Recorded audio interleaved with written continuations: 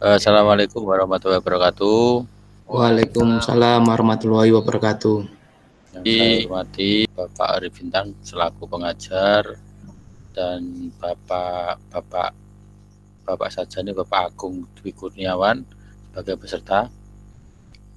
Pertama, marilah kita panjatkan puji syukur kehadirat Allah Subhanahu wa Ta'ala karena lampahan nikmat Allah kita dapat berkumpul bertatap muka walau dalam dunia maya seperti ini. Sebelum kita memulai materi, nanti penyampaian materi oleh Bapak Arif Bintang, kita berdoa dulu sebagai wujud syukur kita kepada Allah Subhanahu wa Ta'ala yang sudah memberikan rezekinya berupa kesehatan kepada kita. Sebelum kita mulai, kita berdoa dulu. Berdoa mulai. Bismillahirrahmanirrahim. Doa selesai. Semoga di awal acara sampai nanti akhir kita dapat berjalan lancar dan kita sesuai dengan target yang kita impikan Pak. Untuk pemateri ini saya persilakan Bapak Arif Bintang untuk memaparkan materinya. Waktu dan tempat saya persilakan Pak Arif, monggo. Terima kasih Pak Nuradi sebagai moderator. Terima kasih yang saya hormati Pak Agung ya sebagai peserta. Baik, saya mulai dulu ya. Sudah dengar Pak suaranya jelas? Jelas Pak, jelas. Jelas. Assalamualaikum warahmatullahi wabarakatuh. Waalaikumsalam warahmatullahi wabarakatuh. Mohon izin Bapak, ini akan saya sampaikan, akan saya paparkan materi yang akan saya berikan dengan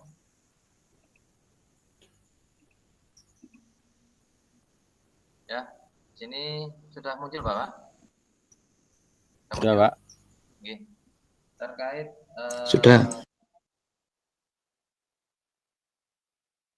Tentang komponen perangkat TIK di sini Bapak ya. Ini langsung saja ke slide ke bawah.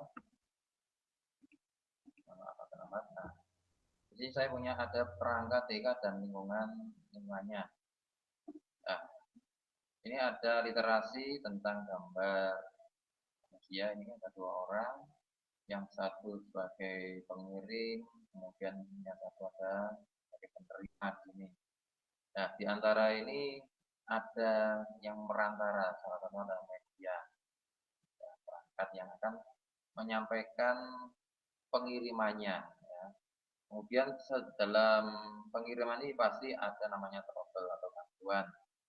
Nah, setelah itu, setelah pengirim ini pasti akan ada imbal balik ya, kalau balik merespon hasil penerimanya.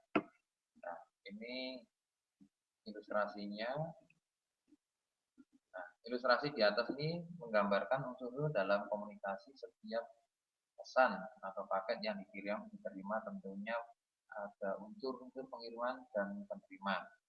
Ada penerima media yang digunakan mengantarkan pesan paket. Dalam proses pengiriman pesan ini tidak dapat dihindari terdapat gangguan.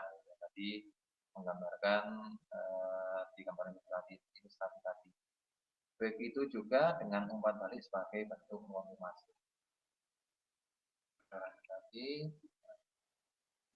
coba sama-sama kita cermati tabel di bawah ini, apakah benar dan unsur-unsur komunikasi memiliki persamaan pada bagian gangguan.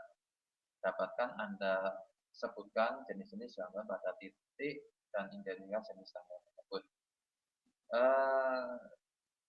Pak Agung, kelihatan untuk tabelnya sini Pak Agung? Kelihatan Pak. Kelihatan. Oke, di sini saya bacakan di sini ya, karena tabelnya ini kecil.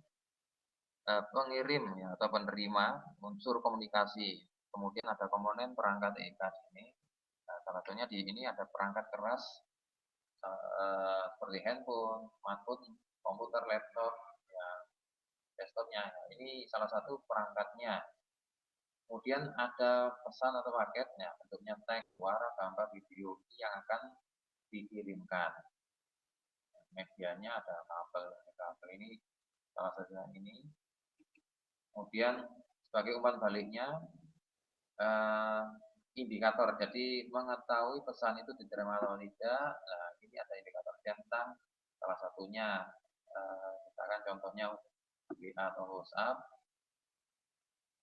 pesan sudah terkirim atau diterima oleh penerima atau perangkat dibaca atau dibuka oleh pengguna. Jadi ada centang. Biasanya kalau jenengan mengirim WA sudah diterima oleh yang menerima ini centang 1 atau 2 ini kan teman-teman bisa mengetahui.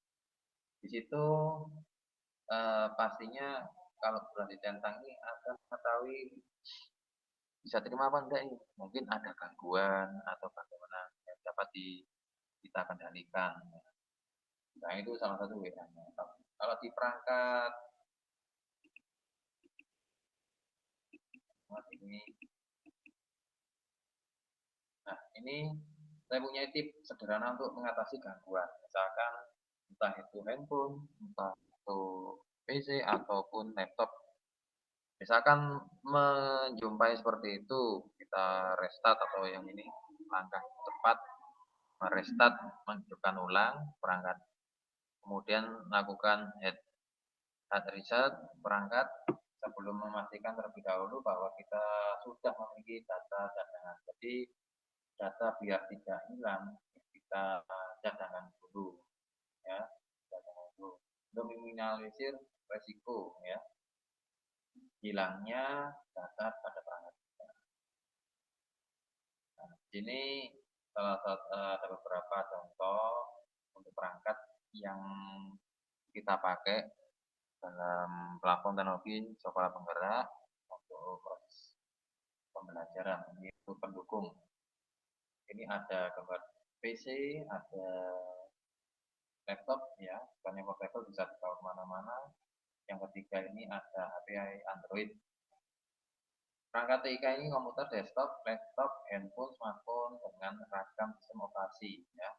Di dalamnya ini pasti harus ada softwarenya. Itu ada Microsoft, ya. Jadi macam-macam di sini. Nanti yang bisa mendukung untuk yang lain, untuk proses pembelajaran bisa memakai Google Classroom, kemudian Zoom, ya, bisa memakai ya PPT atau yang lain, tadi macam-macam. Jadi itu tadi Bapak, nanti sebagai pendukung untuk proses pembelajaran fokusnya di bidang TIK. Nanti kalau misalkan Bapak ingin bertanya terkaitan dengan teknologi ini, nanti bisa memberikan pertanyaan pada saya. Terima kasih, saya kembalikan kepada moderator. Ya, terima kasih Bapak Arif, penjelasan yang luar biasa, bagus, sudah terang benderang menjelaskan. Sekarang kita lanjutkan untuk sesi tanya jawab. Ini ada berapa pertanyaan? 2 saja, okay? 2 pertanyaan dari peserta kegiatan ini. Monggo Pak Agung, saya berikan waktu bos untuk bertanya kepada Pak Arif. Assalamualaikum warahmatullahi wabarakatuh. Waalaikumsalam warahmatullahi wabarakatuh. Yang saya mau tanyakan, sejauh mana kesiapan dalam menggunakan atau memanfaatkan perkembangan TIK dalam bidang pendidikan? Terima kasih. Terima kasih. Langsung saya jawab aja ya. Untuk yang pertama, sejauh mana kesiapan dalam menggunakan atau pemanfaatan perkembangan TIK di dalam bidang pendidikan. Yang pertama, Bapak, itu harus ada niat mencoba untuk bisa, ya. Yang kedua, harus bersabar. Nah, ini yang penting, Pak. Kalau kita nggak sabar, nggak ada niat, ya nggak akan bisa-bisa. Salah satu ujian ini yang harus kita lakukan. Yang ketiga, itu berusaha meminjam Kalau kita nggak punya perangkat, nggak punya ini, mau belajar bagaimana bisa masuk apa enggak? Ini meminjam, ya kalau misalkan nggak punya, meminjam atau membeli kalau punya kita sudah punya uang, membeli HP atau laptop yang bisa mendukung kelancaran kita bisa belajar. Yang keempat, menggunakan platform-platform teknologi yang untuk mendukung pembelajaran. Ya, salah satunya softwarenya, ya, mengenal seperti pembelajaran, boleh pakai Google Classroom, boleh pakai Zoom, atau boleh kayak Meet, macam-macam. Ini Bapak nanti bisa banyak pembelajaran itu. Kemudian yang berikutnya mencoba mempraktekkan. Kalau kita sudah mengenal aplikasinya, ya harus kita coba ya mempraktekkan ya, dengan melihat tutorial kalau kita memang tidak bisa. Tutorialnya dari berbagai sumber ya, sumber belajar itu banyak. Mungkin dari media internet, boleh pakai YouTube, boleh macam-macam atau pakai Google. Nah, kemudian yang terakhir selalu update ya, mengikuti perkembangan teknologi. Apapun nanti yang kita dapat, wah ini perkembangan seperti ini, ya kita harus update. Mau nggak mau kita harus bisa mengikuti perkembangan zaman, khususnya pada TIK ini. Itu yang bisa saya jawab. Bagaimana? Saya kembalikan ke moderator Pak Nur Hatip. Oke, terima kasih Pak Arif. Mungkin dari Pak Agung ada tambahan lagi mungkin yang bisa disampaikan kepada Pak Arif. Monggo Pak Agung. Ya, terima kasih, sudah jelas. Oke, ada pertanyaan lagi Pak Agung? Mungkin dua ini, kesempatan dua ini. Jadi bisa ditanyakan apa lagi? Monggo Pak Agung, tanyakan apa lagi? Ada satu lagi ini.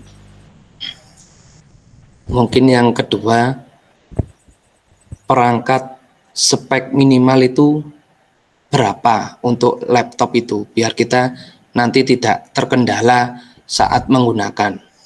Itu aja. Pertanyaan yang bagus Pak Agung ini. Ini saya mau ancang-ancang beli ini soalnya. Monggo Pak Arif, monggo dijawab. Terima kasih Pak Agung ya. Ini pertanyaannya luar biasa nih. Apa untuk speknya harus bagaimana, RAM-nya bagaimana, ROM-nya bagaimana? Ya minimal yang bisa mendukung ya. Ya minimal RAM-nya 3 lah Pak ya. Yang bisa mendukung. Oke, terima kasih jawabannya Pak Arif. Ini saya mau tanya-tanya sekalian harga juga Pak Arif. Nanti saya WA aja Pak Arif ya. Oke, siap-siap Pak. Ya Pak Agung, itu jawaban dari Pak Arif. Ada pertanyaan lagi Pak Agung? Sudah cukup? Sudah cukup. Oh terima kasih. Karena waktu ini ya, karena waktu kita harus juga berakhir juga. Terima kasih materi yang disampaikan oleh Pak Arif, dan terima kasih juga untuk peserta Pak Agung. Mudah-mudahan ilmu yang kita dapat hari ini menjadi berkah, menjadi barokah, menjadi bisa kita tularkan ke manapun nantinya. Ngoten nggih. Akhir kata dari saya, kalau ada salah kata saya minta maaf sebesar-besarnya. Saya akhiri kegiatan ini dengan bacaan alhamdulillahirobbilalamin. Alhamdulillahirobbilalamin. Dari saya, wassalamualaikum warahmatullahi wabarakatuh. Waalaikumsalam warahmatullahi wabarakatuh.